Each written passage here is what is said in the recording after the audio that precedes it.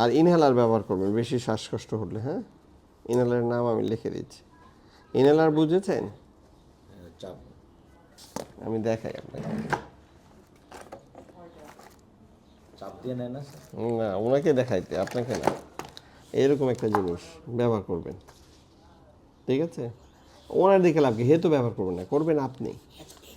কিনে আনার কি আছে, লেখা আছে তো কিনবে, আপনি ব্যবহার করবেন। এটা উপরের দিকে থাকবে, এটা কোথায় থাকবে?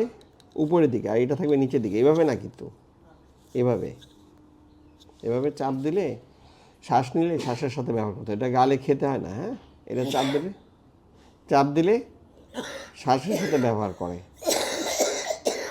আমার কথা শোনেন না, এটা দিয়ে কি বের হয়?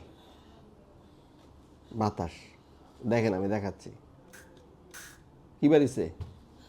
বাতাস। বাতাস কি খাওয়া যায়? খাওয়া যায় না। তাহলে বাতাস কি করতে হয়? শ্বাসের সাথে নিতে হয়। গিলাও তো যায় না, চাবানোও যায় না। তো এটা যেটা করবেন, আমি একবার দেখা দিচ্ছি আপনি কীভাবে ব্যবহার করতে হয়।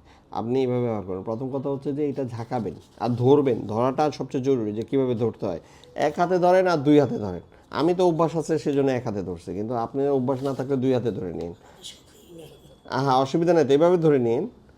এখন যেটা করতে হবে, প্রথমে এটা ঝাঁকাতে হবে ধরে, আর তারপর মাথাটা হালকা পিছন দিকে নিতে হবে, হালকা, এরকম না, হালকা নিয়ে তারপর দম ছাইড়ে দিতে হবে। কি করবেন? দম ছেড়ে দিবেন। ছেড়ে নিয়ে এটা যখন চাপ দিবেন একই সাথে দম নেবেন।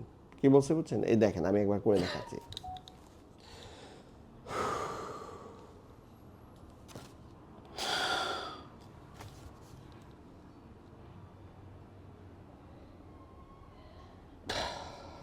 কি করেছি দেখছেন?